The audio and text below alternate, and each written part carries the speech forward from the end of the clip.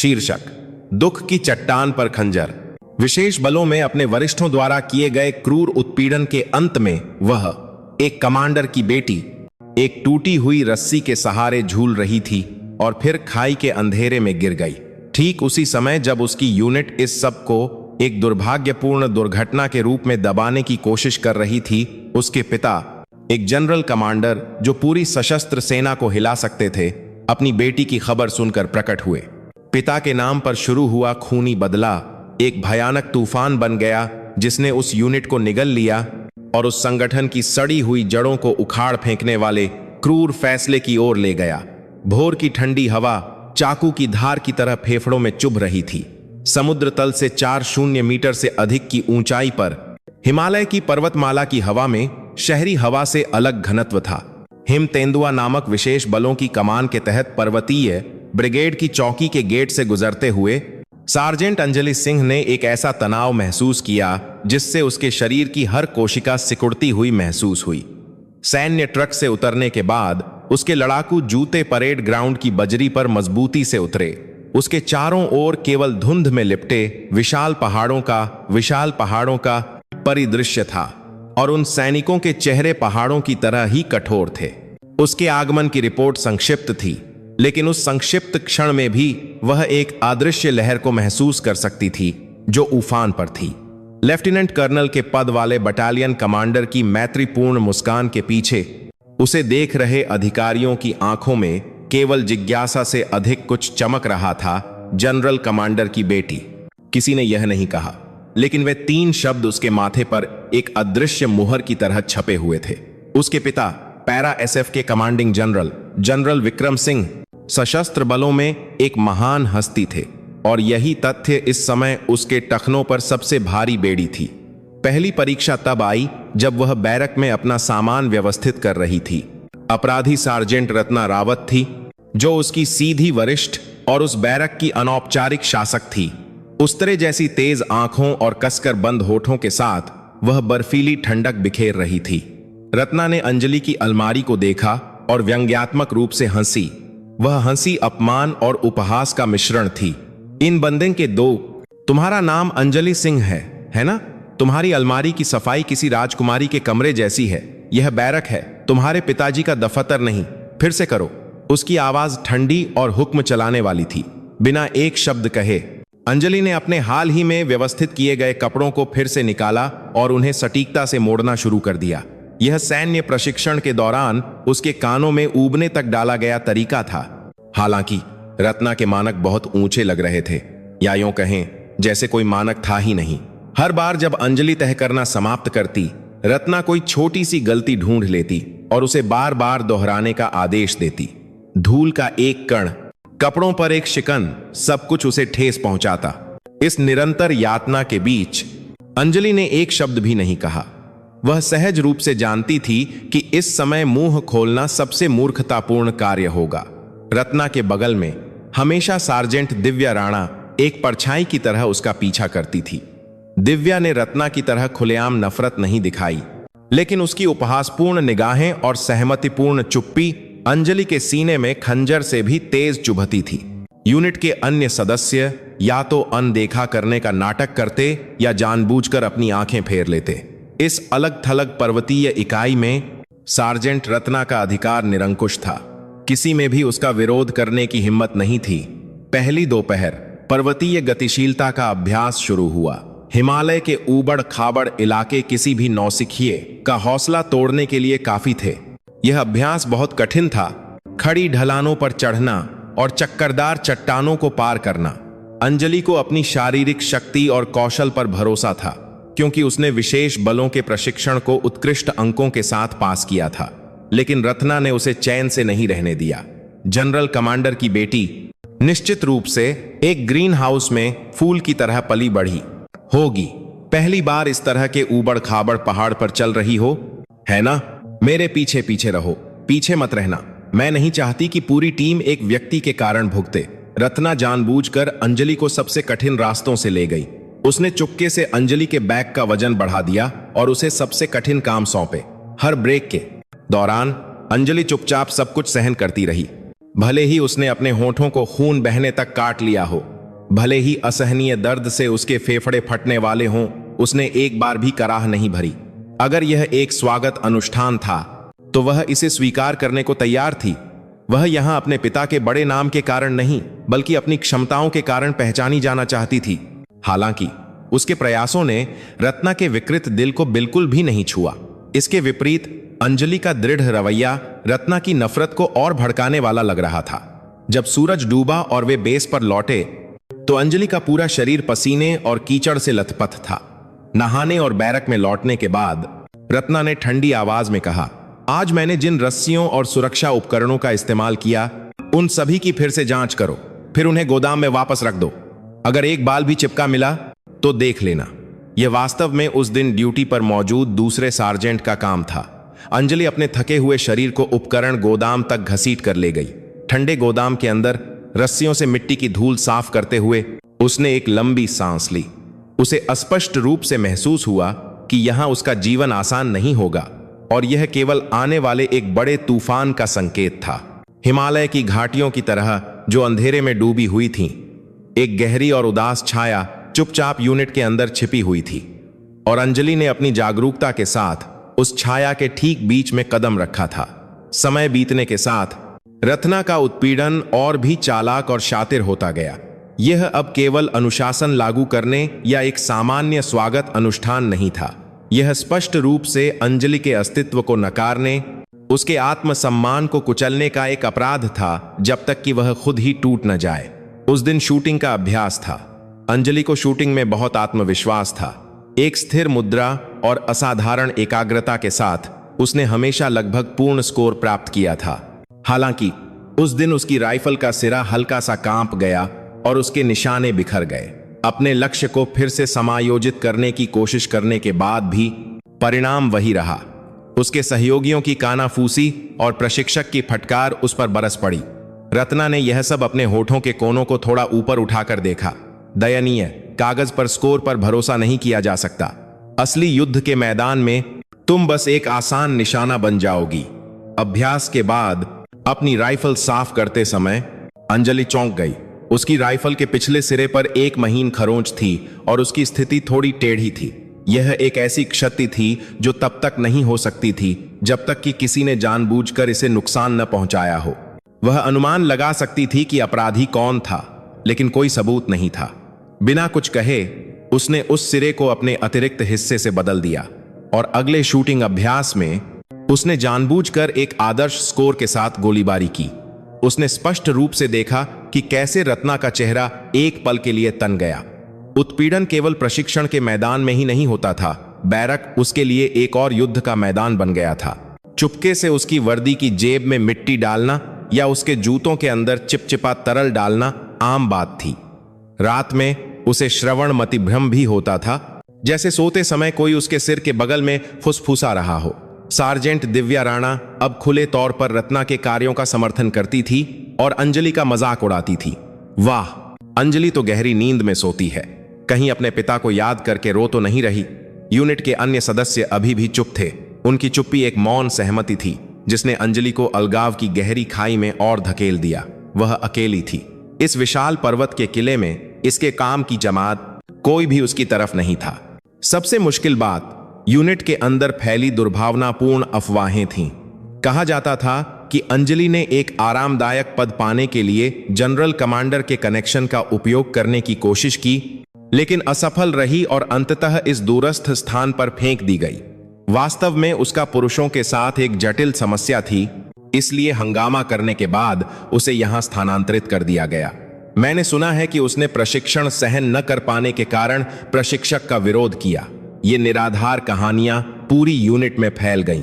हर कोई जानता था कि अफवाहों का स्रोत रत्ना और दिव्या थीं, लेकिन उन सभी ने सच्चाई को नजरअंदाज किया और कहानी का एक दिलचस्प गपशप के रूप में आनंद लिया। अंजलि ने अपने पिता से संपर्क नहीं किया। उसने सोचा कि अगर वह इस समस्या को खुद हल नहीं कर सकती तो वह जीवन भर जनरल कमांडर की बेटी का लेबल कभी नहीं हटा पाएगी। वह और भी लगन से प्रशिक्षण लेने लगी। जितना अधिक दर्द होता उतना ही वह अपने दांत भींचती। जितनी अधिक अकेली होती उतना ही वह अपने दिमाग को तेज करती। उसकी शारीरिक शक्ति और कौशल में तेजी से सुधार हुआ। वह किसी से भी तेज ऊबड़ खाबड़ पहाड़ी इलाकों को पार कर सकती थी और जटिल रस्सी गांठ तकनीकों में पूरी तरह से महारत हासिल कर ली थी। उसकी क्षमता अब उस स्तर पर पहुंच गई थी जिसे कोई भी कारण कर नजरअंदाज नहीं कर सकता था। हालांकि अंजलि के विकास ने रत्ना की नफरत को कम नहीं किया। इसके विपरीत यह आग में तेल डालने जैसा था। रत्ना अंजलि की असाधारण क्षमताओं को स्वीकार नहीं कर सकती थी। उसके लिए अंजलि केवल एक विशेषाधिकार प्राप्त वर्ग की सदस्य थी जो सौभाग्य के साथ पैदा हुई थी। कोई ऐसा व्यक्ति जो उससे मौलिक रूप से अलग था, जो विभिन्न कठिनाइयों और भेदभाव के माध्यम से नीचे से ऊपर तक रेंग कर आया था। जितना अधिक अंजलि ने शानदार प्रदर्शन दिखाया, रत्ना उतना ही अधिक चिंतित और हीन महसूस करने लगी, जैसे कि उसके अस्तित्व का मूल्य खतरे में हो। एक दिन टीम रॉक क्लाइंबिंग का अभ्यास था। अंजलि को रत्ना और दिव्या के साथ एक टीम में रखा गया था। रत्ना मुख्य पर्वतारोही लीडर थी और अंजलि नीचे सुरक्षा बिलेयर कर रही थी। चढ़ाई के दौरान रत्ना ने जानबूझकर फिसलने और गिरने का नाटक किया। अंजलि ने सहज रूप से रस्सी को रोका, उसके गिरने को रोक दिया। रत्ना का शरीर स्थिर होने से पहले एक पल के लिए हवा में लटका रहा। सब कुछ एक पल में हुआ। सुरक्षित रूप से जमीन पर उतरने के बाद रत्ना ने अंजलि के गाल पर जोर से थप्पड़ मारा। पागल हो तुम कैसे सुरक्षा कर रही थी? अगर मैं मर जाती तो क्या तुम जिम्मेदारी लेती? यह स्पष्ट रूप से तथ्यों को तोड़ मरोड़ कर पेश करना था। अंजलि की सुरक्षा में कोई कमी नहीं थी। इसके विपरीत यह एक आदर्श हैंडलिंग थी। हालांकि उसके आसपास के सभी लोगों ने रत्ना की बातों पर अधिक विश्वास किया। प्रशिक्षक ने भी अंजलि को डांटा। सार्जेंट अंजलि, ध्यान केंद्रित करो, सुरक्षा जीवन का सवाल है। अंजलि ने उन शब्दों को निगल लिया जो उसके मुंह से लगभग निकल ही गए थे। उसके लाल गाल पर दर्द उस कड़वी सच्चाई के बराबर नहीं था कि सच्चाई को इतनी आसानी से तोड़ा मरोड़ा जा सकता है। उसे एहसास हुआ कि यहां सामान्य ज्ञान और तर्क लागू नहीं होते। रत्ना द्वारा बनाए गए मजबूत किले के अंदर वह हमेशा एक अजनबी और दोषी व्यक्ति थी। एक अदृश्य दरार पूरी यूनिट में दूर तक फैल गई थी और उस दरार के अंत में एक अकल्पनीय काली खाई खुल गई थी। अंजलि को धीरे धीरे उस खाई में खींचा जा रहा था। उस दिन कोहरा बहुत घना था। घने अंधेरे में जो चांद की रोशनी को भी निगल रहा था। रात में पहाड़ी घुसपैठ और रॉक क्लाइंबिंग का अभ्यास निर्धारित था। यूनिट के सदस्यों के चेहरे तनावग्रस्त लग रहे थे, खासकर यमदंत चट्टान नामक ऊर्ध्वाधर चट्टान का हिस्सा, जहां दिन के उजाले में भी अक्सर दुर्घटनाएं होती थीं। एक राय थी कि इस तरह के मौसम में रात में चढ़ाई के लिए मजबूर करना एक दुस्साहस था, लेकिन प्रशिक्षण योजना के लिए जिम्मेदार सार्जेंट रत्ना दृढ़ थी। असली लड़ाई मौसम नहीं चुनती। अगर तुम इस तरह के माहौल का सामना नहीं कर सकते तो तुम हिम तेंदुआ यूनिट में रहने के लायक नहीं हो। उसकी आवाज सामान्य से अधिक ठंडी और तेज थी और उसकी तेज नजरें अंजलि पर टिकी थीं। अंजलि को एक बुरा पूर्वाभास हुआ। अभ्यास से ठीक पहले उपकरण की जांच के दौरान रत्ना ने असामान्य रूप से अंजलि के उपकरणों की सावधानी पूर्वक जांच करने का नाटक किया। देखती हूं, जनरल कमांडर की बेटी की जान कीमती है, इसलिए मैं विशेष रूप से जांच करूंगी। उसने अंजलि के हार्नेस, कैराबिनर और चढ़ाई की रस्सी को छुआ। उसके हाथ की हरकतें तेज और चालाक थीं, जबकि सार्जेंट दिव्या राणा ने दूसरों का ध्यान बात करके भटकाया। रत्ना की उंगलियां रस्सी के एक खास हिस्से पर फिरीं। यह केवल एक पल के लिए था, लेकिन अंजलि इस तथ्य से नहीं, हास करने एक बात करके आठ में अच्छा करके चूंकि कि उसके हाथ में कुछ तेज था, उसका दिल जोर से धड़कने लगा। असंभव, लेकिन इससे पहले कि वह अपने संदेह की पुष्टि कर पाती, चढ़ाई शुरू हो गई। रत्ना, अंजलि, दिव्या और एक अन्य टीम सदस्य एक समूह में थे। इस बार भी रत्ना पहले चढ़ी और अंजलि ठीक उसके पीछे थी। अंधेरे और कोहरे में वे इंच इंच करके चट्टान पर चढ़े, केवल हेडलैम्प की रोशनी पर निर्भर थे। उनके पैरों के नीचे एक अथाह खाई थी। हर बार जब हवा चलती तो उसकी पीठ ठंडी महसूस होती। जब वे यमदंत चट्टान के मध्य भाग सबसे कठिन बिंदु पर पहुंचे तो ऊपर से सुरक्षा कर रही रत्ना चिल्लाई, अंजलि, वहीं रुको, 1 मिनट। अंजलि ने अपनी सुरक्षा रस्सी को चट्टान में लगे एंकर से जोड़ा और एक पल के लिए अपनी सांसें संभाली। ठीक उसी समय ऊपर से रत्ना की ठंडी आवाज ने कोहरे को चीर दिया। तुम चाहे कितनी भी कोशिश कर लो, यह जगह तुम्हारे लिए नहीं है। अपने पिता के पास लौट जाओ। जैसे ही वे शब्द समाप्त हुए, अंजलि के शरीर को सहारा देने वाली मुख्य रस्सी ने अपना तनाव खो दिया और ढीली हो गई। उसी समय उसके कानों में एक अप्रिय ट्रैक की आवाज सुनाई दी। जब अंजलि ने ऊपर देखा तो उसकी आंखों के सामने एक अविश्वसनीय दृश्य था। रत्ना ने उस रस्सी को एक तेज चाकू से काट दिया था। सार्जेंट! उस चीख के साथ अंजलि का शरीर हवा में उछल गया। नीचे की खाई का अंधेरा उसे निगलने के लिए मुंह फैलाए हुए था। मौत के डर ने उसके पूरे शरीर को ढक लिया।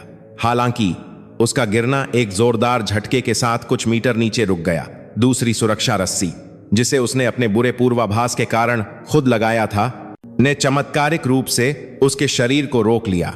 अंजलि टूटी हुई मुख्य रस्सी के सिरे और तनी हुई सुरक्षा रस्सी के सहारे लटकी हुई थी। झटके और डर से उसकी चेतना फीकी पड़ रही थी। नीचे से टीम के सदस्यों की आश्चर्यचकित चीखें सुनाई दी और ऊपर से रत्ना की ठंडी आवाज गूंजी। Oh shit! लगता है रस्सी पुरानी हो गई थी। समझो तुम भाग्यशाली हो।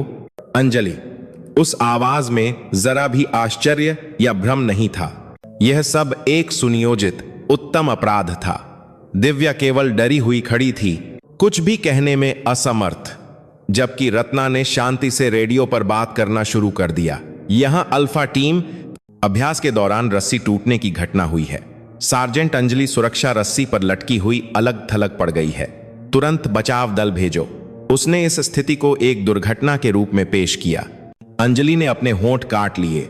अगर उसे इस तरह बचाया गया तो सब कुछ पुरानी रस्सी पर डाल दिया जाएगा और रत्ना को कोई सजा नहीं मिलेगी। शायद उसे खतरनाक स्थिति को शांति से संभालने के लिए प्रशंसा भी मिलेगी। यह भयानक सच्चाई अंधेरे में दफन हो जाएगी।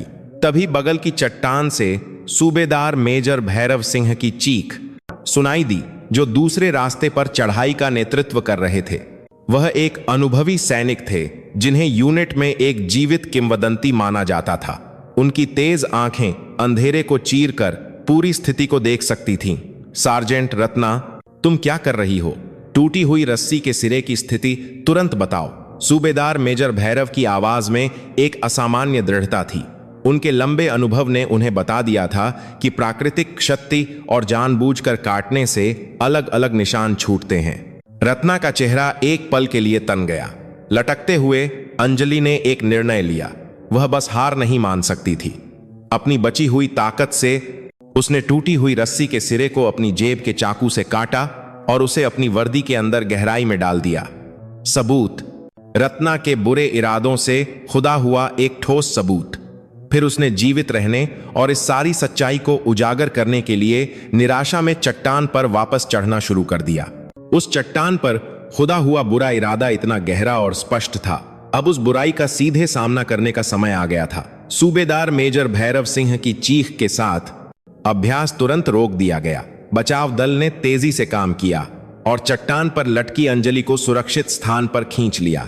जैसे ही उसके पैर जमीन पर लगे, अंजलि का तनाव ढीला पड़ गया और वह तुरंत बैठ गई। उसका पूरा शरीर एक पत्ते की तरह कांप रहा था। मौत के मुंह से वापस आने का सदमा उसकी सोच से कहीं बड़ा था। पूरी यूनिट में हड़कंप मच गया। प्रारंभिक रिपोर्ट में इसे एक प्रशिक्षण दुर्घटना बताया गया, लेकिन घटनाओं के कालक्रम में बहुत सारी विसंगतियां थीं। जैसे ही उसने घटना स्थल से ली गई टूटी हुई रस्सी को देखा, सूबेदार मेजर भैरव का चेहरा तन गया। सिरा किसी धारदार वस्तु से सफाई से काटा गया था। एक पर्वतारोहण विशेषज्ञ के रूप में उसकी आंखों को धोखा नहीं दिया जा सकता था। उसने तुरंत बटालियन कमांडर को इसकी सूचना दी। हालांकि बटालियन कमांडर की प्रतिक्रिया गुनगुनी थी। वह उस तरह का व्यक्ति था जो अपनी यूनिट में किसी भी शर्मनाक घटना को बिल्कुल पसंद नहीं करता था, खासकर अगर इसमें पैरा एसएफ के जनरल कमांडर की बेटी शामिल हो। उसने पहले ही गणना कर ली थी कि अगर यह मामला बढ़ा तो उसकी पदोन्नति खतरे में पड़ सकती है। सूबेदार मेजर, इतना पूर्वाग्रह मत रखो। हो सकता है कि पुरानी रस्सी किसी नुकीले पत्थर के किनारे से रगड़ गई हो, है ना? फिलहाल हम इसे एक सामान्य दुर्घटना के रूप में रिपोर्ट करते हैं और चुपचाप आंतरिक जांच करते हैं। बटालियन कमांडर के शब्द इस मामले को दबाने और छिपाने के आदेश के बराबर थे। रत्ना शांत थी। पहली गवाह और पर्यवेक्षक के रूप में उससे पूछताछ की गई। यह एक बहुत ही दुर्भाग्यपूर्ण दुर्घटना थी। मुझे लगा कि सार्जेंट अंजलि को प्रशिक्षण में कठिनाई हो रही थी, इसीलिए मैंने उस पर अधिक ध्यान देने की कोशिश की।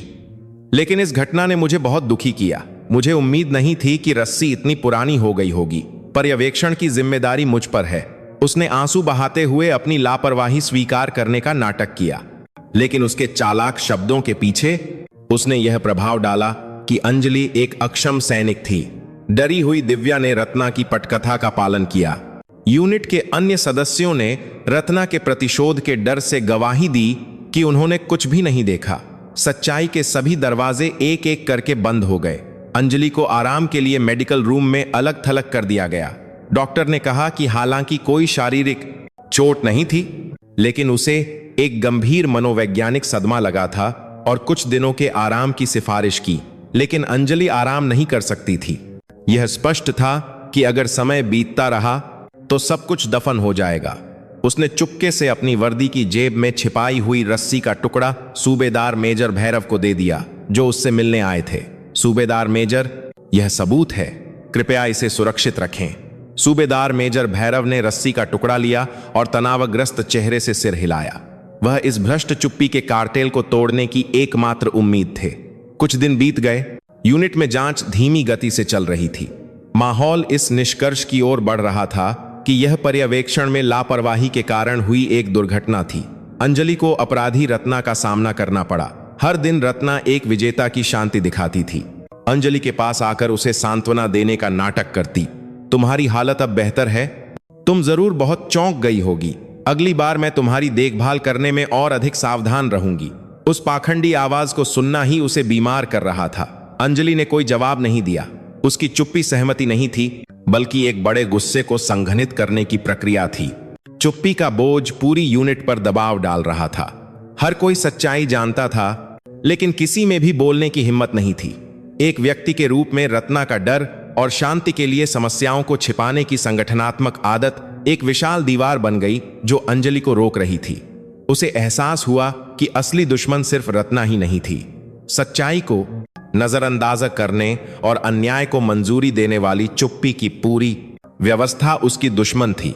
रात में उस दिन की भयावहता एक बुरे सपने की तरह उसे परेशान करती। हवा में लटकने की निराशा, रत्ना की ठंडी आवाज और उसके सहयोगियों की नजरअंदाज करने वाली निगाहें। अंजलि ने बिना सोए रातें गुजारी। कभी कभी हार मानने और स्थानांतरण का अनुरोध करने के कमजोर विचार आते, लेकिन वह ऐसा नहीं कर सकती थी। अगर वह यहां से भाग गई तो स्पष्ट रूप से एक दूसरा शिकार होगा। तीसरा, रत्ना के अपराध यहां नहीं रुकेंगे। सूबेदार मेजर भैरव अकेले लड़ रहे थे। बटालियन कमांडर के विरोध के बावजूद उन्होंने अपने पास मौजूद सबूतों के साथ सीधे कमांड मुख्यालय में निरीक्षणालय से संपर्क करने की कोशिश की। हालांकि यूनिट में सूचना नेटवर्क मकड़ी के जाले की तरह घना था और उसकी हर हरकत की सूचना हमेशा बटालियन कमांडर को दी जाती थी। बटालियन कमांडर ने सूबेदार मेजर भैरव को बुलाया, उन्हें बारी बारी से फुसलाया और धमकाया। सूबेदार मेजर, अगर तुम अपना सैन्य करियर लंबा चाहते हो तो चुप रहो, परेशानी मत खड़ी करो। सार्जेंट अंजलि जनरल कमांडर की बेटी है। अगर यह मामला बढ़ा तो कोई फायदा नहीं होगा। ठीक उसी समय बटालियन कमांडर के कमरे में फोन जोर से बजा। बटालियन कमांडर ने अनिच्छा से रिसीवर उठाया और अगले ही पल उसका चेहरा पीला पड़ गया। दूसरी तरफ से आने वाली आवाज भारी और धीमी थी। मैं पैरा एसएफ का कमांडिंग जनरल बोल रहा हूं। इस क्षण से हिम तेंदुआ यूनिट में सभी घटनाओं से संबंधित सभी कमान और रिपोर्टिंग श्रृंखला को फ्रीज कर दिया गया है। कमांड मुख्यालय से एक संयुक्त जांच दल जल्द ही वहां के लिए रवाना होगा। जनरल विक्रम सिंह, अंजलि के पिता। उस चुप्पी के बोझ ने आखिरकार एक विशाल दरार पैदा कर दी। जनरल विक्रम सिंह अपने कार्यालय में रिपोर्ट पढ़ रहे थे। उनकी मेज पर हमेशा सैन्य दस्तावेजों का ढेर लगा रहता था, लेकिन उस दिन उनके हाथ में एक पतली अनौपचारिक रिपोर्ट थी। यह सूबेदार मेजर भैरव सिंह द्वारा हिम तेंदुआ यूनिट से एक अनौपचारिक चैनल के माध्यम से अपनी जान जोखिम में डालकर भेजी गई एक सीधी रिपोर्ट थी। रिपोर्ट की सामग्री संक्षिप्त थी। लेकिन इसके अंदर के तथ्य जनरल विक्रम के दिल को जमा देने के लिए काफी थे।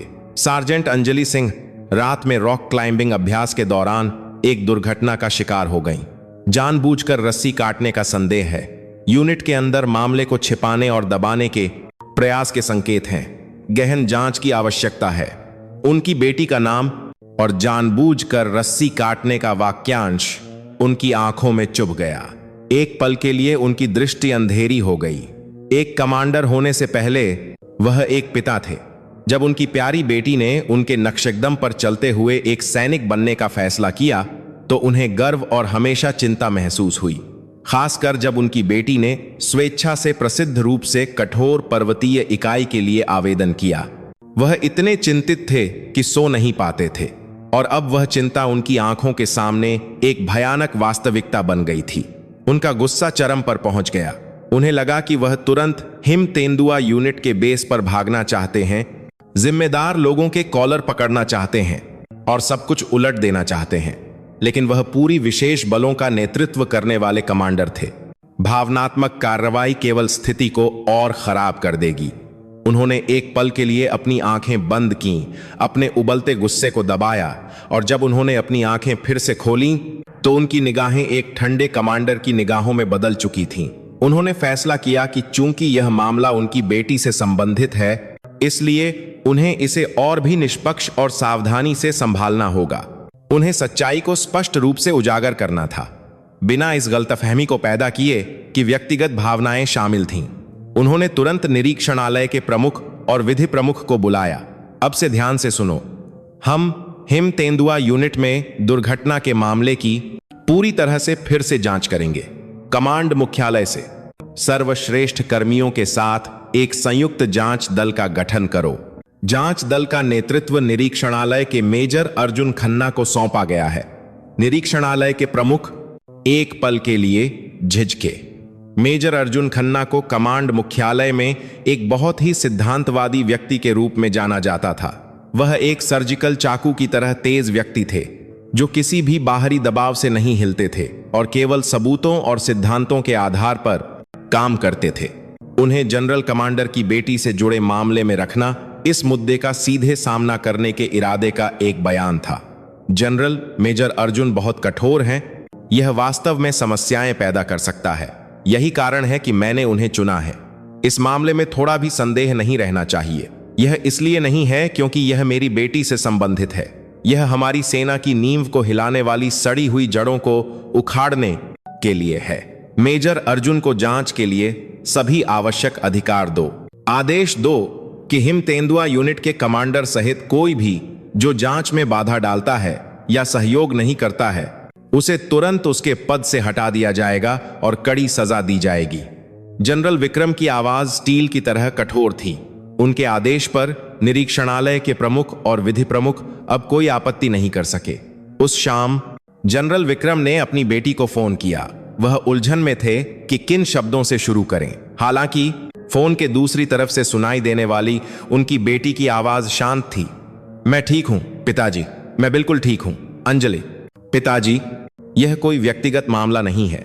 ऐसा लगता है कि यह कुछ ऐसा है जो इस यूनिट में लंबे समय से हो रहा है। यह मामला केवल मेरे कारण सतह पर आया है। कृपया इसकी पूरी तरह से जांच करें ताकि मेरे जैसा कोई और शिकार न हो। क्या आप एक जनरल कमांडर के रूप में ऐसा कर सकते हैं? अपनी बेटी की आवाज से जनरल विक्रम ने एक गहरा दुहक और साथ ही एक मजबूत संकल्प महसूस किया। वह अब अपने पिता की तलाश करने वाली एक छोटी लड़की नहीं थी। वह एक सैनिक थी जो अन्याय के खिलाफ लड़ने के लिए तैयार थी। उन्होंने अपने सीने के अंदर कुछ गर्म महसूस किया। ठीक है, मैं वादा करता हूं, एक जनरल कमांडर के रूप में और तुम्हारे पिता के नाम पर मैं निश्चित रूप से सारी सच्चाई उजागर करूंगा और दोषियों को उनकी सजा मिलेगी। फोन बंद करने के बाद जनरल विक्रम ने खिड़की के बाहर हिमालय के पहाड़ों की ओर तीखी नजर से देखा। उस गहरी पहाड़ी घाटी में कहीं उनकी बेटी अकेले एक बड़े अपराध के खिलाफ लड़ रही थी। अब पिता और जनरल कमांडर के कार्य करने का समय था। एक विशाल तूफान हिमतेंदुआ यूनिट की ओर बढ़ने लगा। उस तूफान का नाम था न्याय। अगली सुबह एक अपरिचित हेलीकॉप्टर हिमतेंदुआ यूनिट के परेड ग्राउंड पर उतरा।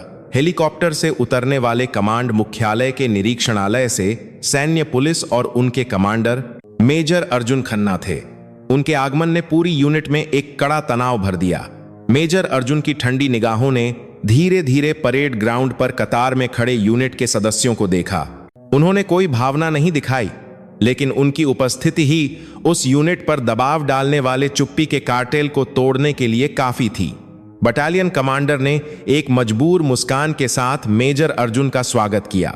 मेजर अर्जुन, इतनी दूर आने के लिए धन्यवाद। हम इस साधारण स्थान पर कमांड मुख्यालय से सीधे ध्यान पाकर सम्मानित महसूस कर रहे हैं।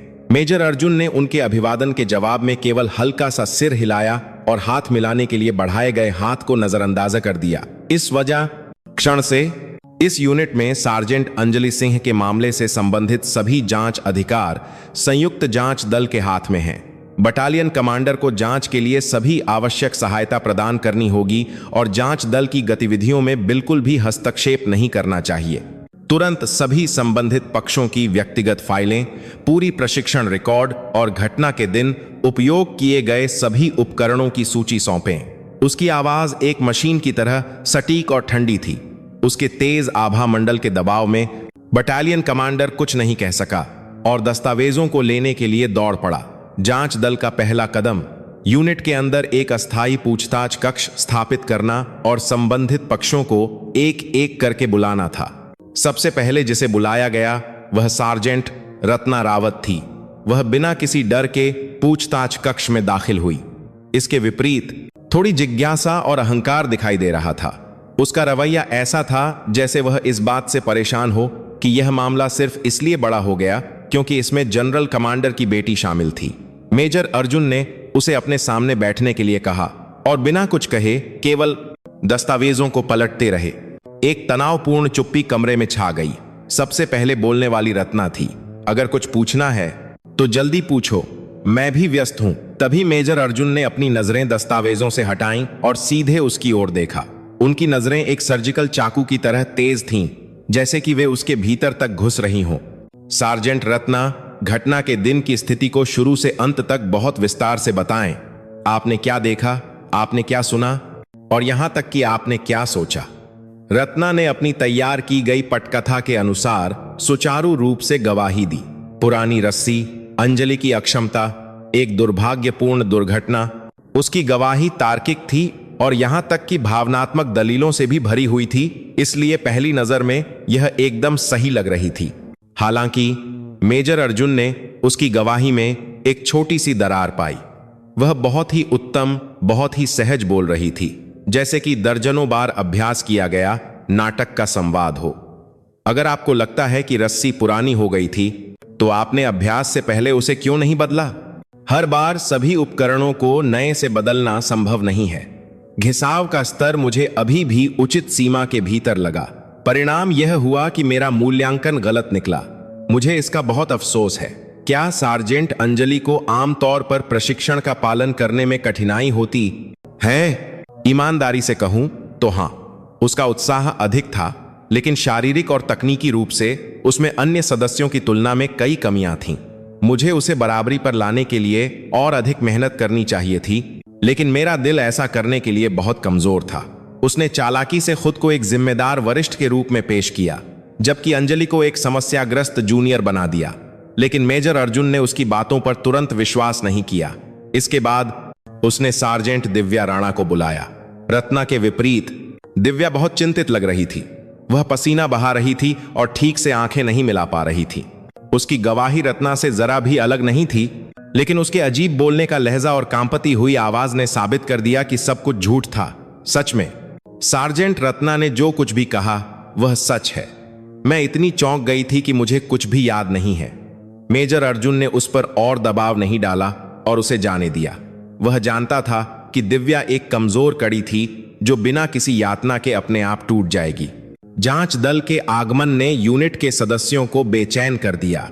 उन लोगों के बीच छोटी छोटी दरारें दिखाई देने लगीं जो अब तक रत्ना की सत्ता के दबाव में जी रहे थे। कुछ अंतरात्मा वाले एनएससीओ ने गुमनाम रूप से जानकारी देना शुरू कर दिया। गवाही की रत्ना ने अतीत में भी कुछ जूनियर्स को बेरहमी से प्रताड़ित किया था। कहानियां कि उसका पूर्णतावाद वास्तव में एक रोग संबंधी जुनून के करीब था। मेजर अर्जुन ने सभी सूचनाओं को एक पहेली के टुकड़ों की तरह एक साथ रखा। हालांकि निर्णायक सबूत स्मोकिंग गन अभी भी गायब था। रत्ना बहुत चालाक थी और उसने जो चुप्पी की दीवार बनाई थी वह अनुमान से कहीं ज्यादा मजबूत थी। सच्चाई एक चाकू की धार पर खड़ी अस्थिर लग रही थी। उस रात अर्जुन ने अंजलि से अलग से मुलाकात की। उसने व्यक्तिगत भावनाओं को दरकिनार कर दिया और केवल तथ्यों की पुष्टि की। सार्जेंट अंजलि, क्या आपने सच में सार्जेंट रत्ना को रस्सी काटते हुए देखा? हाँ, सच है। कोहरे में होने के बावजूद मैंने उसके हाथ में चाकू और उसकी हरकत को साफ देखा। क्या कोई सबूत है, चश्मदीद गवाह या भौतिक सबूत? अंजलि एक पल के लिए झिझकी, फिर उसने सूबेदार मेजर भैरव को सौंपी गई रस्सी के टुकड़े के बारे में बताया। अर्जुन की आंखें चमक उठीं। वह सबूत अब कहां है? सूबेदार मेजर भैरव के पास सुरक्षित है। अर्जुन ने तुरंत सूबेदार मेजर भैरव को खोजा। सूबेदार मेजर भैरव, जिन्होंने जांच दल के आगमन के साथ आशा की एक किरण देखी थी, ने अपनी बचाई हुई रस्सी का टुकड़ा सौंप दिया। अर्जुन ने तेज कटे हुए रस्सी के सिरे की सावधानी पूर्वक जांच की। मैं इसे तुरंत विश्लेषण के लिए केंद्रीय फॉरेंसिक विज्ञान प्रयोगशाला में भेजूंगा। अगर इस कटे हुए सतह पर चाकू के धातु के घटक पाए जाते हैं तो यह एक अकाट्य सबूत होगा। सच्चाई जो पहले चाकू की धार पर थी, अब न्याय की ओर थोड़ी खिसकने लगी थी। अर्जुन लगभग पूरी तरह से हिम तेंदुआ यूनिट को ढकने वाले अंधेरे के रूप को समझ गया था। अब जो बचा था वह उस अंधेरे के दिल में एक तेज चाकू घोंपना था। केंद्रीय फॉरेंसिक विज्ञान प्रयोगशाला को भेजे गए रस्सी के 2 टुकड़े महत्वपूर्ण सबूत थे जो हिम तेंदुआ यूनिट के भाग्य का फैसला करेंगे। एक रत्ना द्वारा काटी गई रस्सी का सिरा था जिसे अंजलि ने गिरने के तुरंत बाद उठाया था, और दूसरा मूल रस्सी का बचा हुआ हिस्सा था जिसे सूबेदार मेजर भैरव ने घटनास्थल पर पाया था। मेजर अर्जुन खन्ना ने चिंता के साथ विश्लेषण के परिणामों का इंतजार किया। इस दौरान जांच दल का दबाव जारी रहा। अर्जुन ने यूनिट में सभी उपकरण सूची रजिस्टरों की जांच की। उसने विशेष रूप से रस्सियों जैसे चढ़ाई के उपकरणों की खरीद, निपटान और रखरखाव के रिकॉर्ड का पता लगाया। वहां उसे एक अजीब बात मिली। उपकरणों की क्षति और हानि की रिपोर्ट बहुत बार होती थी, विशेष रूप से उस टीम में जिसके रखरखाव की जिम्मेदारी रत्ना के पास थी, और रस्सियों के प्रतिस्थापन का चक्र बहुत अनियमित था। ऐसे निशान पाए गए जैसे कि कुछ छिपाने के लिए रिकॉर्ड में जानबूझकर हेरफेर किया गया हो। इस बीच यूनिट में माहौल बहुत ठंडा हो गया। यह चिंता कि जांच दल का तेज चाकू किसी भी समय उनकी गर्दन तक पहुंच सकता है फैल गई। विशेष रूप से सार्जेंट दिव्या राणा के लिए हर दिन नरक जैसा था। उसे हर रात बुरे सपने आते थे और मेजर अर्जुन की ठंडी निगाहें हमेशा उसकी आंखों के सामने घूमती थीं। वह रत्ना की हरकतों पर नजर रखते हुए डर में जी रही थी, लेकिन रत्ना शांत रही। बेकार की चिंता मत करो, बिना सबूत के वे क्या कर सकते हैं? तुम बस अपना मुंह बंद रखो। अगर तुमने कोई गड़बड़ की तो तुम खुद मुसीबत में पड़ जाओगी। रत्ना की धमकी एक बेड़ी बन गई जिसने दिव्या की बची हुई अंतरात्मा को बांध दिया। कुछ दिनों बाद आखिरकार फॉरेंसिक लैब से विश्लेषण रिपोर्ट आ गई। अर्जुन ने कांपते हाथों से लिफाफा खोला। रिपोर्ट की सामग्री चौंकाने वाली थी। पहला, दोनों रस्सी के टुकड़ों की सतह प्राकृतिक घिसाव या चट्टान से रगड़ने के कारण नहीं थी, बल्कि एक बहुत ही तेज कृत्रिम ब्लेड द्वारा कम समय में काटी गई थी। दूसरा, कटी हुई सतह पर महीन धातु के घटक पाए गए, और ये घटक सैन्य, संगीन या बहुउद्देशीय चाकू में इस्तेमाल होने वाले विशेष मिश्र धातु इस्पात की संरचना से मेल खाते थे। तीसरा, सूक्ष्म विश्लेषण ने साबित कर दिया कि अंजलि द्वारा सौंपी गई और सूबेदार मेजर भैरव द्वारा सौंपी गई रस्सी के टुकड़े मूल रूप से एक ही रस्सी थे। सब कुछ स्पष्ट हो गया। उस पुरानी रस्सी ने चुप्पी में सच्चाई की गवाही दी। यह केवल एक दुर्घटना नहीं थी, बल्कि हत्या के प्रयास का एक स्पष्ट मामला था। अर्जुन ने रिपोर्ट ली और तुरंत रत्ना को वापस बुलाया। इस बार पूछताछ कक्ष में माहौल बिल्कुल अलग था। अर्जुन के बगल में सशस्त्र सैन्य पुलिस खड़ी थी और मेज पर एक जोड़ी हथकड़ी रखी थी। रत्ना ने उस दृश्य को देखने के बाद भी अपनी अभिव्यक्ति में कोई बदलाव नहीं किया। फिर से बुलाया गया। यह उबाऊ होने लगा है। अर्जुन ने बिना कुछ कहे विश्लेषण रिपोर्ट को उसके सामने धकेल दिया। यह फॉरेंसिक लैब के विश्लेषण का परिणाम है। रस्सी को जानबूझकर काटा गया था और कटी हुई सतह पर सैन्य चाकू के घटक पाए गए। सार्जेंट रत्ना, नाटक बंद करो। रत्ना ने धीरे धीरे रिपोर्ट पढ़ी। उसकी पुतलियां बहुत ही महीन रूप से कांप गईं, लेकिन उसने जल्द ही अपनी शांति वापस पा ली और उपहास किया। तो क्या यह सबूत है कि मैंने यह किया? हो सकता है किसी और ने किया हो, है ना? उदाहरण के लिए अंजलि ने सब कुछ रचा हो। उसकी हिम्मत कल्पना से परे थी। ऐसी स्थिति में भी जहां सभी सबूत उसकी ओर इशारा कर रहे थे, वह पीछे नहीं हटी। अर्जुन ने एक बार फिर महसूस किया कि रत्ना कोई आसान प्रतिद्वंद्वी नहीं थी। केवल भौतिक सबूत ही उसके उत्तम बहाने को तोड़ने के लिए पर्याप्त नहीं हो सकते। उसके अपराध के मकसद को साबित करने के लिए उसके कबूलनामे या किसी अन्य सबूत की आवश्यकता थी। अर्जुन विचारों में डूब गया। रत्ना अंजलि से इतनी नफरत क्यों करती थी? केवल इसलिए कि वह जनरल कमांडर की बेटी थी, यह कारण पर्याप्त नहीं था। उस नफरत की जड़ में निश्चित रूप से कुछ और होना चाहिए। उसने रत्ना के अतीत की जांच शुरू की, उसके कार्मिक रिकॉर्ड, उसके पिछले कार्यस्थलों और उन सभी घटनाओं की जो उन इकाइयों में हुई थीं जहां वह कभी रही थी। सब कुछ शुरू से फिर से जांचा गया। वह रात भर दस्तावेजों के ढेर से जूझता रहा। फिर एक रिकॉर्ड ने उसका ध्यान खींचा। कुछ साल पहले जब रत्ना एक और यूनिट में तैनात थी, तो एक नई सार्जेंट जिसे वह नेतृत्व कर रही थी, रॉक क्लाइंबिंग अभ्यास के दौरान गिर गई और गंभीर रूप से घायल हो गई। उस समय मामले को प्रशिक्षु की लापरवाही के कारण एक सामान्य दुर्घटना के रूप में बंद कर दिया गया था। हालांकि दुर्घटना का कालक्रम अंजलि के मामले के समान था। अर्जुन का दिल जोर से धड़कने लगा। उसे लगा कि शायद उसने एक बड़ी अपराध श्रृंखला का सिरा ढूंढ लिया है। उस पुरानी रस्सी की गवाही ने एक और अतीत की त्रासदी का दरवाजा खोल दिया था। उस पुरानी दुर्घटना रिकॉर्ड दस्तावेज पर सार्जेंट प्रीति शर्मा का नाम लिखा था। रिपोर्ट की सामग्री बहुत औपचारिक थी। अभ्यास के दौरान व्यक्तिगत लापरवाही के कारण गिरने की दुर्घटना, गंभीर चोट, 12 सप्ताह की रिकवरी, चिकित्सा कारणों से सम्मानपूर्वक छुट्टी दे दी गई। इसके नीचे उस समय के field commander sergeant Ratna Rawat का एक बयान संलग्न था। अपने बयान में उसने सार्जेंट प्रीति की अक्षमता और शारीरिक शक्ति की कमी पर प्रकाश डाला और साथ ही अपना खेद व्यक्त किया। यह अंजलि के मामले जैसा ही मॉडस ऑपरेंडी था। मेजर अर्जुन खन्ना ने प्रीति शर्मा के नाम से एक मजबूत अजीबपन महसूस किया। उसने तुरंत उसके वर्तमान ठिकाने का पता लगाने की कोशिश की। सेना छोड़ चुके एक नागरिक के बारे में जानकारी ढूंढना आसान नहीं था, लेकिन उसने हर संभव साधन का इस्तेमाल किया। कुछ दिनों की ट्रैकिंग के बाद उसे पता चला कि प्रीति अपने माता पिता के साथ एक शांत गांव में रहती थी। दुर्घटना के कारण वह एक सामान्य सामाजिक जीवन नहीं जी पा रही थी। अर्जुन ने उससे सीधे मिलने का फैसला किया। यह अब केवल एक जांच नहीं थी, यह अतीत के अंधेरे में दफन एक और शिकार की आवाज सुनने और न्याय स्थापित करने का एक मिशन था। प्रीति का घर जहां वह गया, वह सरल और शांत था। दरवाजा खोलने वाली आकृति उसके सैन्य रिकॉर्ड की तस्वीर में बहादुर सैनिक की छवि से बहुत अलग थी। उसका एक पैर थोड़ा लंगड़ा था और उसे दूसरों की आंखों में देखने में भी कठिनाई होती थी। उसकी आंखों में एक गहरी चिंता और घाव था जो एक काले बादल की तरह छाया हुआ था। अर्जुन ने सावधानी से अपना परिचय दिया और हिम तेंदुआ यूनिट में हुई घटना की व्याख्या की।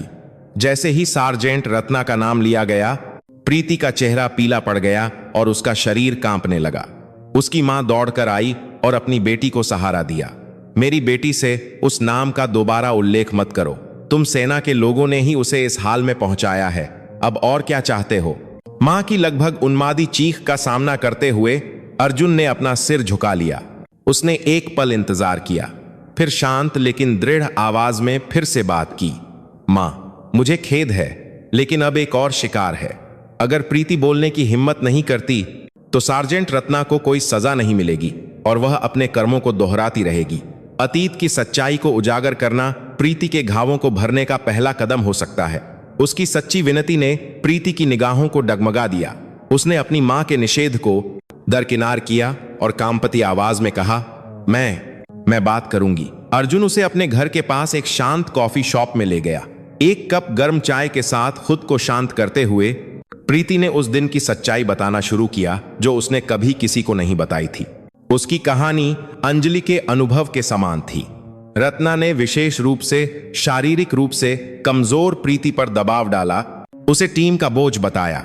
सार्वजनिक रूप से अपमान और मौखिक दुर्व्यवहार रोजमर्रा की बात थी और रत्ना ने चालाकी से उसके प्रशिक्षण में बाधा डाली और उसे अलग थलग कर दिया। प्रीति टिके रहना चाहती थी, लेकिन हर दिन नरक जैसा लगता था और दुर्घटना के दिन रत्ना उसके पास उसके सुरक्षा उपकरणों की जांच करने के बहाने आई। उसने प्रीति के हार्नेस के बकल को बिना दिखे थोड़ा ढीला कर दिया। रॉक क्लाइंबिंग में अनुभवहीन प्रीति ने उस छोटे से अंतर पर ध्यान नहीं दिया। जब मैं चट्टान पर चढ़ रही थी तो अचानक मुझे लगा कि मेरा शरीर झुक रहा है और एक पल में मैं गिर गई। रस्सी ने मुझे नहीं रोका और मैं सीधे नीचे गिर गई। आखिरी चीज जो मैंने देखी वह सार्जेंट रत्ना की ठंडी निगाहें थीं जो मुझे ऊपर से देख रही थीं। उसकी आंखों में कोई दया या परेला गया है। आश्चर्य नहीं था, उसकी निगाहें एक कीड़े को देखने जैसी थीं। प्रीति फूट फूट कर रोने लगी। उसके दिल में इतने समय से दबा हुआ दर्द और गुस्सा एक साथ फूट पड़ा। दुर्घटना के बाद वह खुद को दोषी ठहराते हुए जी रही थी। वह अपराध बोध से तड़पती रही, सोचती रही, काश मैं और मजबूत होती, काश मैं और सावधान होती। लेकिन अब उसे एहसास हुआ कि यह कोई दुर्घटना नहीं थी। सार्जेंट रत्ना ने कहा कि उसे कुछ भी अपूर्ण नहीं चाहिए। उसकी टीम को कलंकित करने वाले अस्तित्व को समाप्त कर दिया जाना चाहिए। उसके लिए मैं केवल एक दोषपूर्ण उत्पाद थी जिसे समाप्त किया जाना था। प्रीति की गवाही पहेली का आखिरी टुकड़ा थी जो रत्ना के अपराध के मकसद की व्याख्या करती थी। उसकी एक विकृत धारणा थी, वह यूनिट के उन सदस्यों को कमजोर प्राणी मानती थी जो उसके मानकों को पूरा नहीं करते थे और उन्हें ऐसे हटा देती थी जैसे कि यह यूनिट के लिए एक शुद्धिकरण गतिविधि हो। अंजलि के मामले में जनरल कमांडर की बेटी के रूप में उसकी विशेष स्थिति निश्चित रूप से एक ट्रिगर बन गई होगी जिसने उसके पूर्णतावाद को और उत्तेजित किया। अर्जुन ने प्रीति का कांपता हुआ हाथ पकड़ा। प्रीति, मुझे दुखद यादों को फिर से याद दिलाने के लिए खेद है, लेकिन तुम्हारी हिम्मत के कारण अब सब कुछ अपनी जगह पर वापस आ सकता है। अतीत की वह छाया अब एक अस्पष्ट आकृति नहीं थी। यह रत्ना रावत नामक एक राक्षस का वास्तविक रूप था। दिल्ली वापस जाते समय कार में अर्जुन ने संकल्प लिया, वह किसी और को शिकार नहीं होने देगा। रत्ना के झूठ के किले को ढाने का समय आ गया था। प्रीति की गवाही केवल एक बयान नहीं थी, यह एक आत्मा की चीख थी जो लंबे समय से अंधेरे में बंद थी और रत्ना के अपराध को साबित करने के लिए सबसे शक्तिशाली हथियार थी। मेजर अर्जुन खन्ना ने प्रीति की पूरी गवाही दर्ज की और कानूनी सबूत सुरक्षित करने के लिए उसकी चोटों के पुनः निदान पत्र की व्यवस्था की। प्रीति शुरू में डर गई थी, लेकिन अर्जुन के आश्वस्त करने वाले रवैये और अंजलि नामक एक और शिकार के अस्तित्व ने उसे सभी प्रक्रियाओं में सहयोग करने का साहस दिया।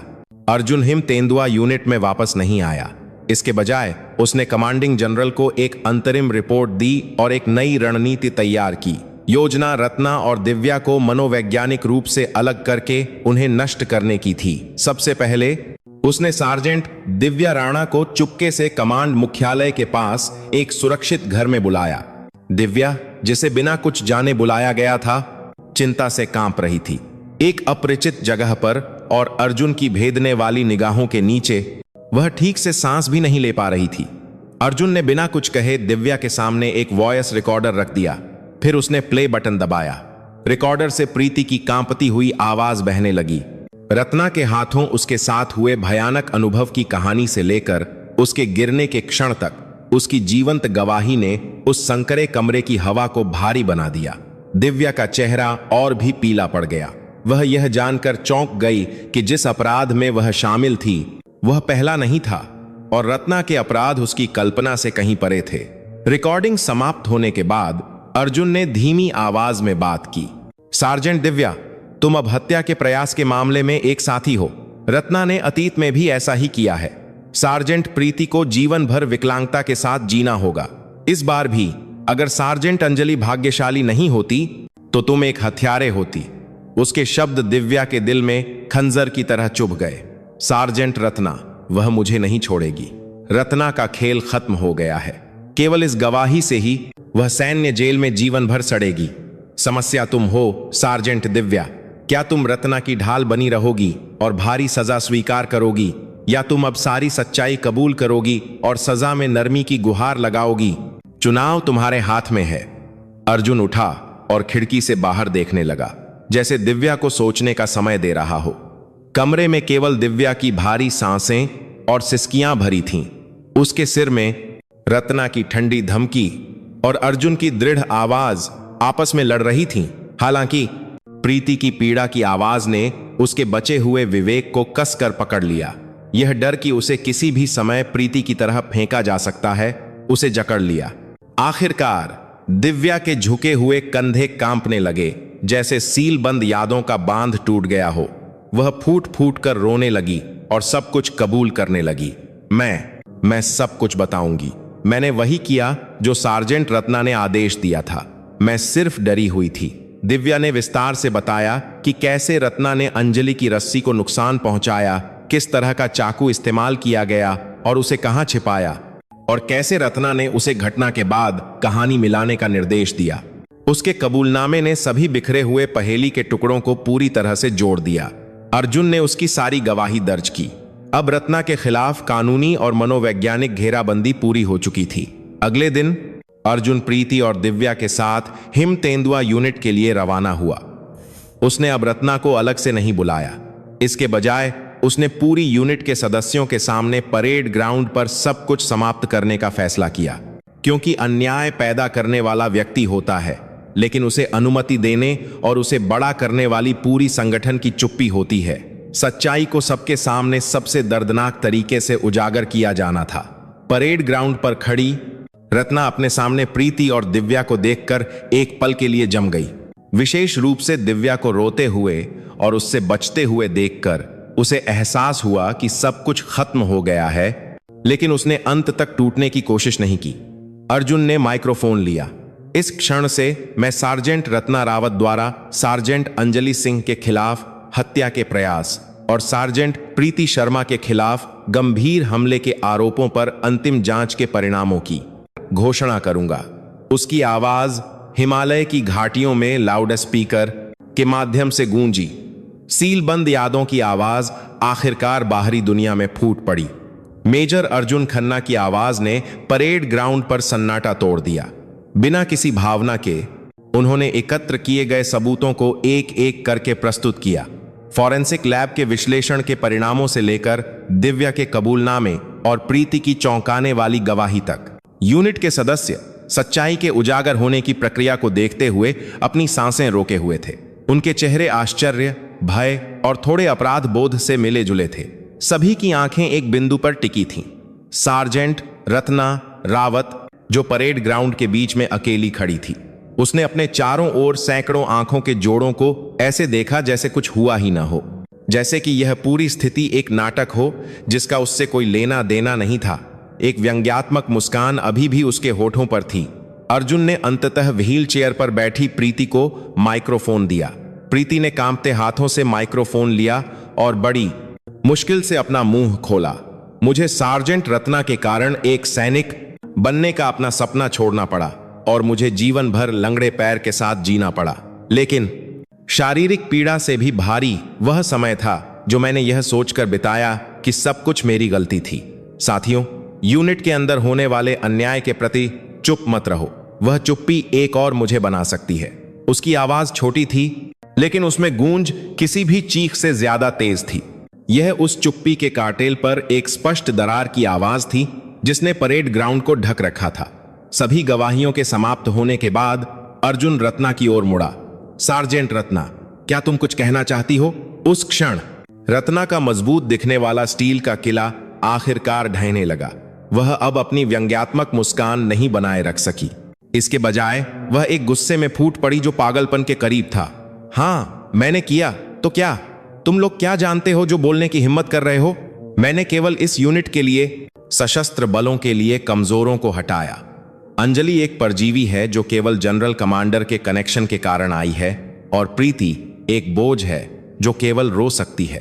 क्या तुम लोगों को लगता है कि उनके जैसे लोग सच्चे सैनिक बन सकते हैं? क्या मैं गलत हूं?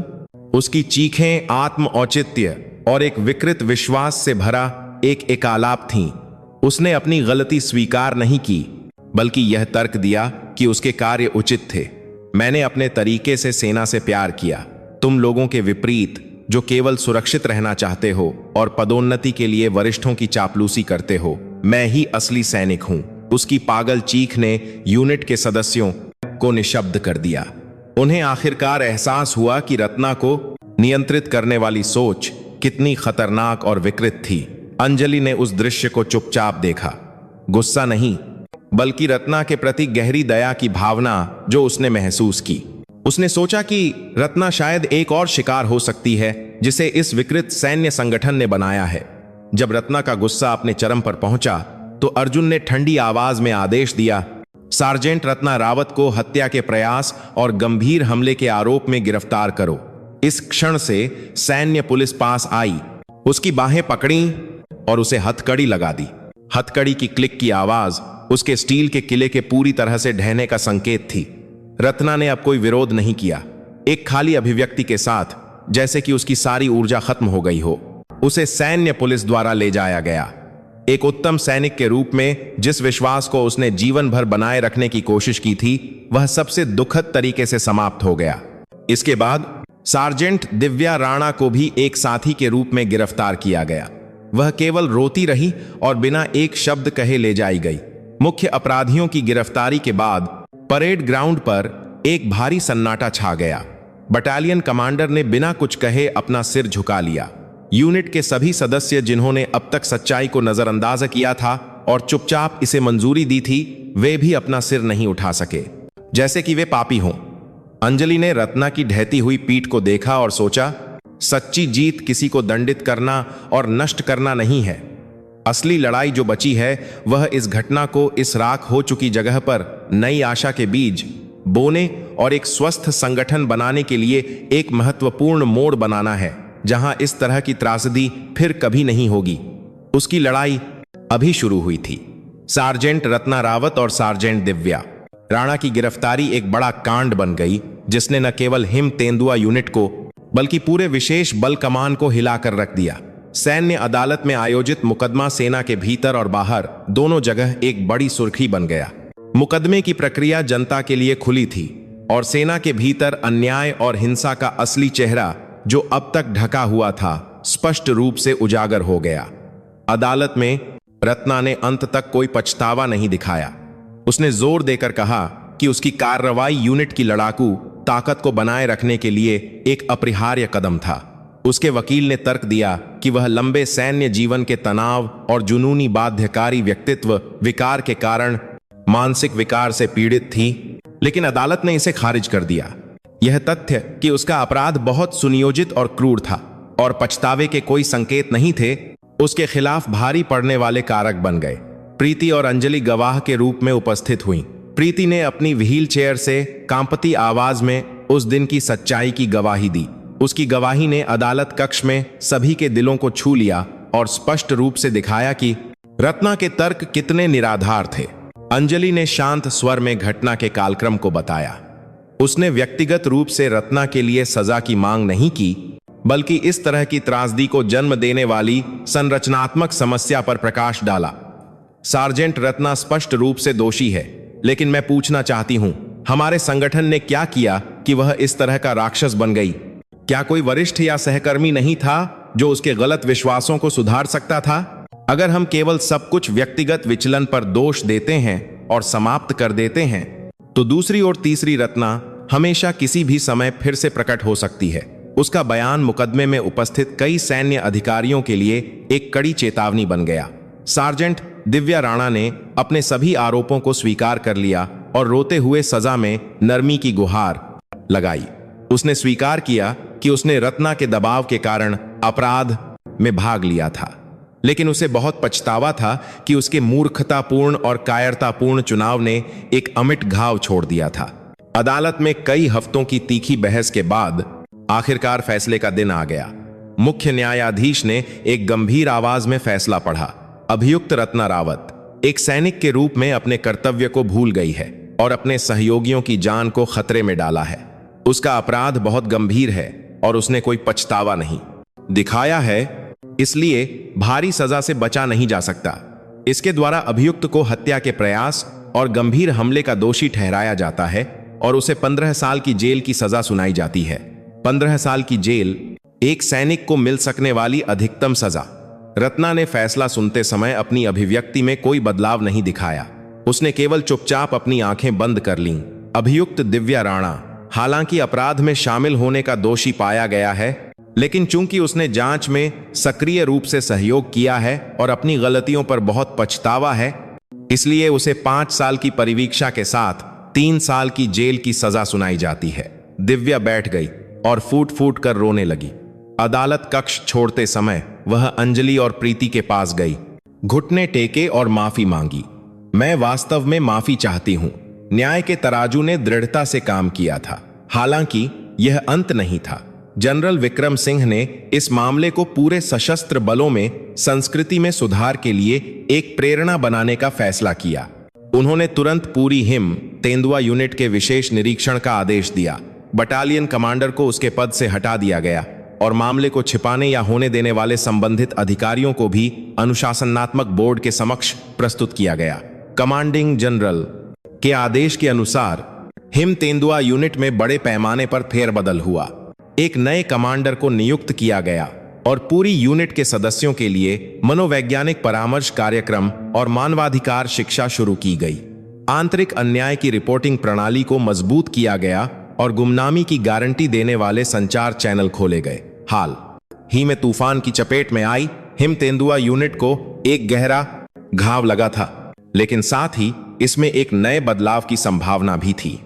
जहां पुरानी और भ्रष्ट चीजें उखाड़ दी गई थीं, वहां एक दर्दनाक खालीपन बचा था, लेकिन उस खालीपन को अब नई आशा से भरा जाना था। फैसला समाप्त हो गया था, लेकिन वास्तविक उपचार और पुनर्निर्माण की प्रक्रिया अभी शुरू हुई थी। रत्ना द्वारा छोड़ा गया खालीपन अनुमान से कहीं बड़ा था। वह उस यूनिट में डर का स्रोत थी, लेकिन साथ ही वह सबसे महान पर्वतीय लड़ाकू विशेषज्ञ भी थी। उसके जाने के बाद यूनिट में प्रशिक्षण प्रणाली और माहौल ने कुछ समय के लिए दिशा खो दी और डगमगा गया। नए कमांडर और अधिकारी नियुक्त किए गए थे, लेकिन सैनिकों के बीच गहरी जड़ें जमा चुका अविश्वास और सुस्ती आसानी से दूर नहीं हुई। सभी एक दूसरे पर नजर रख रहे थे और सुरक्षित खेल रहे थे, और प्रशिक्षण प्रदर्शन में भारी गिरावट आई।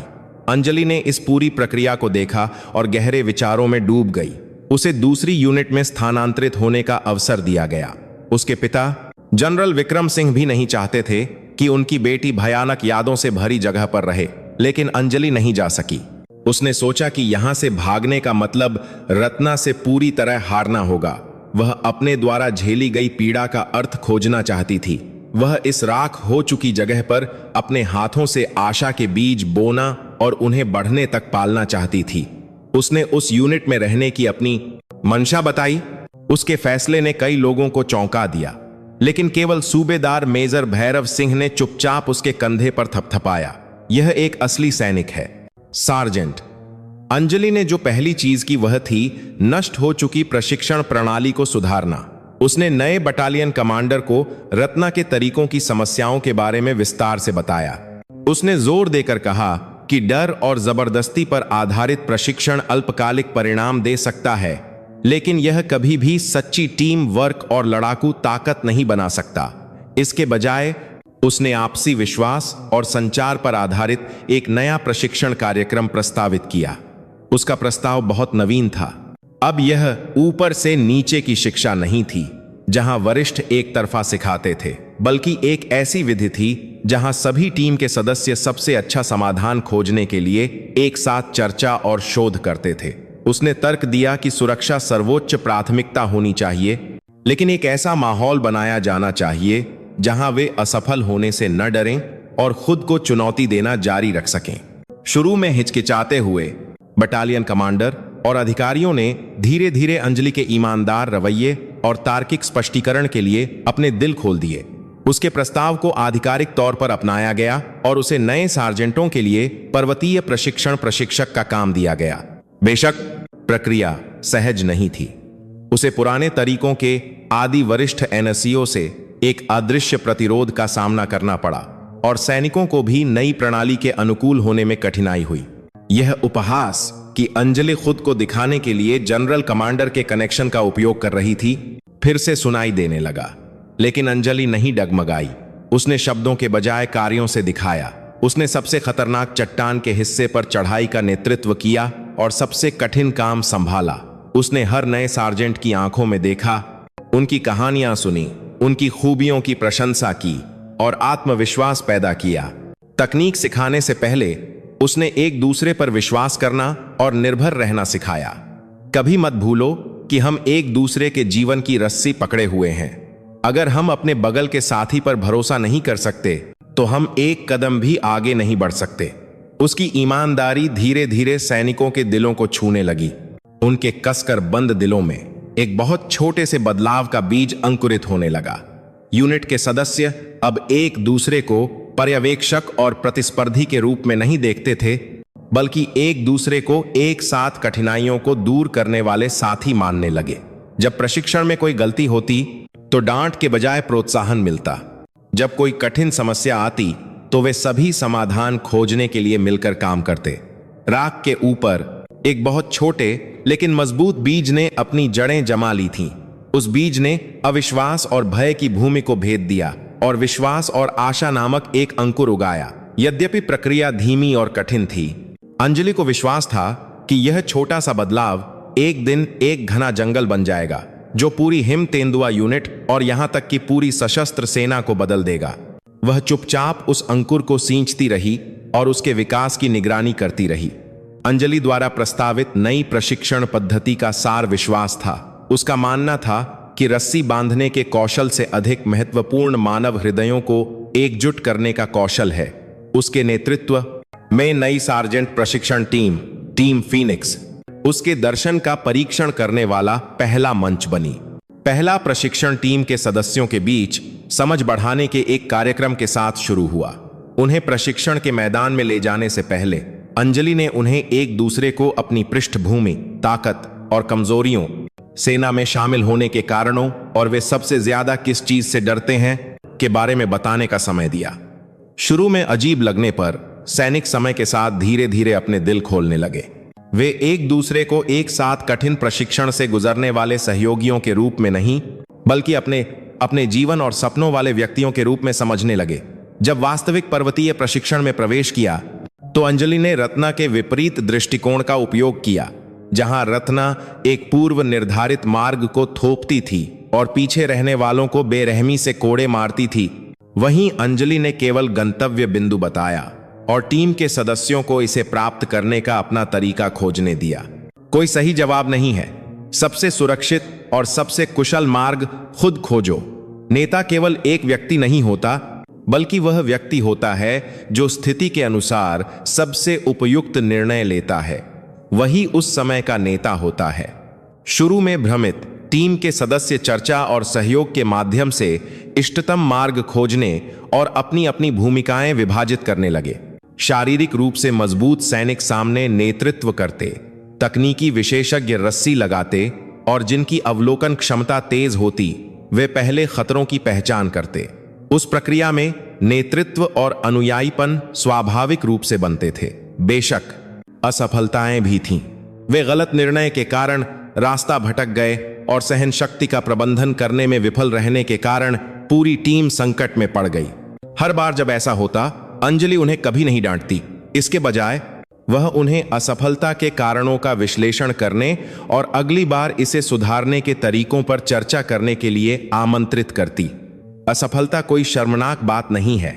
शर्मनाक बात असफलता से न सीखना है। सबसे बड़ा बदलाव रॉक क्लाइंबिंग अभ्यास में देखा गया। चट्टान, जो पहले डर का विषय थी, अब चुनौती और उपलब्धि का एक क्षेत्र बन गई थी। चढ़ने से पहले अंजलि ने एक अनुष्ठान बनाया जहां पर्वतारोही और सुरक्षा करने वाला विश्वास सुनिश्चित करने के लिए एक दूसरे की आंखों में देखते थे। मुझे तुम पर विश्वास है। मैं अपनी जान तुम्हें सौंपता हूं। मैं तुम्हारी रक्षा करूंगा। मैं तुम्हारी सुरक्षा की गारंटी के लिए सब कुछ दांव पर लगा दूंगा। यह संक्षिप्त वादा केवल एक नारा नहीं था, यह एक दूसरे के जीवन के लिए जिम्मेदार होने का एक गंभीर वादा था। और उस वादे के माध्यम से वे एक मजबूत दोस्ती से बंधे थे। सुरक्षा करने वाले सैनिक को अपनी भूमिका के महत्व का एहसास हुआ और चट्टान पर चढ़ने वाला सैनिक इस विश्वास के साथ डर पर काबू पा सकता था कि पीछे से उसकी रक्षा करने वाला एक मजबूत साथी है। एक दिन टीम का सबसे छोटा सदस्य सार्जेंट बिम्नुग्रह डर गया और एक ऊर्ध्वाधर चट्टान के हिस्से पर हिल नहीं सका। अतीत में इस तरह की स्थिति में गालियों और डांट की बौछार होती, लेकिन टीम फीनिक्स अलग थी। नीचे उसके साथियों ने उसे प्रोत्साहित किया, तुम कर सकते हो, हम यहां हैं। ऊपर से सुरक्षा कर रहे वरिष्ठ ने शांति से उसे बताया कि उसे कौन से पैर और हाथ रखने हैं। अंजलि ने उन्हें केवल चुपचाप देखा। अपने साथियों के समर्थन के कारण सार्जेंट बिमा ने आखिरकार अपने डर पर काबू पा लिया और चढ़ाई पूरी की। चोटी पर पहुंचने पर पसीने और आंसुओं से भीगे चेहरे के साथ उसने अपने साथियों को गले लगा लिया। उस क्षण वे अब केवल एक प्रशिक्षण टीम नहीं थे, बल्कि एक भाग्य समुदाय थे जो जीवन और मृत्यु साझा करते थे। अंजलि के नए प्रयासों ने धीरे धीरे पूरी यूनिट पर सकारात्मक प्रभाव डालना शुरू कर दिया। टीम फीनिक्स का टीम वर्क और असाधारण विकास अन्य टीमों के लिए एक आश्चर्य और एक नई प्रेरणा बन गया। क्या हम भी ऐसा प्रयास करें? जैसी आवाजें सुनाई देने लगी, एक गर्म विश्वास की हवा उस यूनिट में बहने लगी जो पहले अविश्वास और निंदक से भरी थी। अंजलि ने पुरानी और टूटी हुई रस्सी को नहीं फेंका, बल्कि विश्वास नामक एक बहुत मजबूत और अधिक मजबूत रस्सी को फिर से बुना। उस रस्सी ने हिम तेंदुआ यूनिट के सदस्यों के दिलों को जोड़ा, एक दुर्जय शक्ति का निर्माण किया जो किसी भी परीक्षा से कभी नहीं टूटेगी। हालांकि बदलाव की हवा बह रही थी, हिम तेंदुआ यूनिट के प्रति बाहरी दृष्टिकोण अभी भी ठंडा था। अतीत के दाग आसानी से नहीं मिटते थे और यूनिट की लड़ाकू ताकत पर संदेह लगातार उठता रहता था। उस शरद ऋतु में इतिहास के सबसे बड़े संयुक्त अभ्यास की योजना बनाई गई थी, जिसमें विशेष बल कमान के तहत सभी इकाइयां शामिल थीं। हिम तेंदुआ यूनिट के भारत परता को 1000 करता था लिए यह अपने कलंकित सम्मान को बहाल करने का एक सुनहरा अवसर था और साथ ही सबसे बड़ी परीक्षा भी। अभ्यास को एक चरम स्थिति के परिदृश्य के साथ डिजाइन किया गया था। प्रत्येक यूनिट को दुश्मन के इलाके में गहराई से घुसपैठ करनी थी, एक निश्चित लक्ष्य को नष्ट करना था और एक निर्धारित समय के भीतर पिकअप बिंदु पर लौटना था। विशेष रूप से हिम तेंदुआ यूनिट को हिमालय के सबसे ऊबड़ खाबड़ और जटिल रिज को भेदने का काम दिया गया था। वह विलाप का रिज एक मौत का क्षेत्र था जिससे अनुभवी सैनिक भी बचते थे, क्योंकि इसकी खड़ी चट्टानें और अप्रत्याशित मौसम था। अंजलि के नेतृत्व वाली टीम फीनिक्स ने भी अभ्यास में भाग लिया। वह अब प्रशिक्षुओं को पढ़ाने वाली प्रशिक्षक नहीं थी, बल्कि एक टीम कमांडर थी जो उनके साथ ऑपरेशन कर रही थी। अभ्यास शुरू हुआ और हिम तेंदुआ यूनिट ने एक अद्भुत गति से लक्ष्य बिंदु की ओर बढ़ना शुरू कर दिया। अंजलि द्वारा शुरू की गई नई प्रशिक्षण पद्धति का प्रभाव वास्तविक युद्ध जैसी स्थिति में त्रुटिहीन साबित हुआ। सैनिक व्यवस्थित रूप से आगे बढ़ते रहे थे और अप्रत्याशित स्थितियों में भी वे घबराए नहीं और खुद समाधान ढूंढ लिया। हालांकि विलाप के रिज में प्रवेश करते समय एक अप्रत्याशित संकट आया। अचानक मौसम में भारी बदलाव आया। भारी बारिश और तेज हवा चलने लगी। तापमान में भारी गिरावट आई और घने कोहरे ने दृश्यता को बहुत सीमित कर दिया। यहां तक कि रेडियो भी ठीक से काम नहीं कर रहा था, जिससे कमांड पोस्ट के साथ संचार टूट गया। यह सबसे खराब स्थिति थी। ठीक उसी समय सामने नेतृत्व कर रहे सूबेदार मेजर भैरव सिंह फिसल गए और एक खाई में गिर गए। सौभाग्य से सुरक्षा रस्सी के कारण वह गिरे नहीं, लेकिन उनका पैर चट्टानों के बीच फंस गया और उन्हें एक गंभीर फ्रैक्चर हो गया। यूनिट तुरंत भ्रम में पड़ गई। उन्होंने अपना नेता खो दिया था और खराब मौसम के बीच अलग थलग पड़ गए थे। सैनिकों के चेहरे निराशा और भय से भरे थे। अतीत का आघात फिर से जागृत होता लग रहा था। ठीक उसी समय अंजलि आगे बढ़ी। सब लोग होश में रहो, अब से मैं टीम का नेतृत्व करूंगी। उसकी आवाज छोटी थी, लेकिन उसमें एक अटल दृढ़ता थी। सैनिकों ने सहज रूप से उसके आदेशों का पालन किया। सार्जेंट बिमा, प्राथमिक चिकित्सा किट लो और सूबेदार मेजर को प्राथमिक उपचार दो। बाकी टीम तुरंत तूफान से बचने के लिए एक आश्रय बनाओ। बिखरो मत, एक दूसरे की स्थिति सुनिश्चित करते रहो। अंजलि ने शांति से स्थिति को नियंत्रित करना शुरू कर दिया। नक्शे और कंपास के साथ उसने अपनी वर्तमान स्थिति निर्धारित की और सबसे सुरक्षित निकास मार्ग पाया। उसने संकट से निपटने के लिए अपने सभी ज्ञान और अनुभव का इस्तेमाल किया। वह अब संरक्षित जनरल कमांडर की बेटी नहीं थी। वह एक सच्ची कमांडर थी जो अपने कई सहयोगियों के जीवन के लिए जिम्मेदार थी। सूबेदार मेजर भैरव की चोट अनुमान से कहीं ज्यादा गंभीर थी। अगर समय बर्बाद होता रहा तो भारी रक्तस्राव और हाइपोथर्मिया के कारण उसकी जान को खतरा हो सकता था। मदद मांगने का कोई तरीका नहीं था।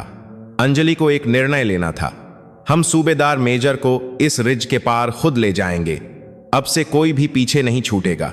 हम सब यहां से जीवित निकलेंगे। यह एक लगभग असंभव मिशन था, लेकिन सैनिकों में से किसी ने भी विरोध नहीं किया। आपके मंदा कोक उन्हें अंजलि पर और एक दूसरे पर विश्वास था।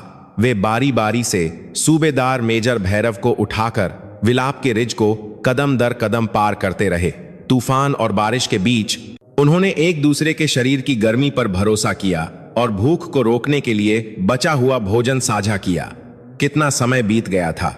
घने अंधेरे से लड़ने के बाद आखिरकार वे चमत्कारिक रूप से रिज को भेदने में सफल रहे और निर्धारित पिकअप बिंदु पर पहुंचे।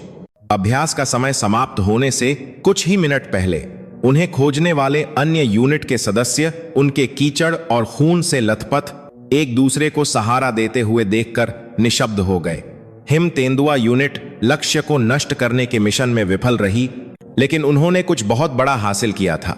वे अपने एक भी साथी को पीछे छोड़े बिना एक साथ जीवित लौटे थे। अभ्यास समाप्त होने के बाद जनरल विक्रम सिंह ने व्यक्तिगत रूप से घायल सूबेदार मेजर भैरव सिंह से मुलाकात की। अस्पताल के बिस्तर पर लेटे हुए सूबेदार मेजर भैरव ने कमांडिंग जनरल का हाथ पकड़ा और कहा, जनरल, आपने अपनी बेटी को एक बहुत महान सैनिक के रूप में पाला है। उसी ने हम सभी को बचाया है। उस दिन से हिम तेंदुआ यूनिट के प्रति सभी संदिग्ध निगाहें सम्मान और प्रशंसा में बदल गईं। वे विलाप के रिज पर परीक्षणों के माध्यम से और अधिक मजबूत होकर सच्चे विशेष सैनिकों के रूप में पुनर्जन्म ले चुके थे। और अंजलि उस दर्दनाक यात्रा के बीच में सबसे चमकीले सितारे की तरह सीधी खड़ी थी। 1 साल बीत चुका था। हिम तेंदुआ यूनिट जो कभी निराशा और अविश्वास का ढेर थी, अब किसी भी अन्य यूनिट से अधिक जीवंत और स्वस्थ संगठन में बदल गई थी।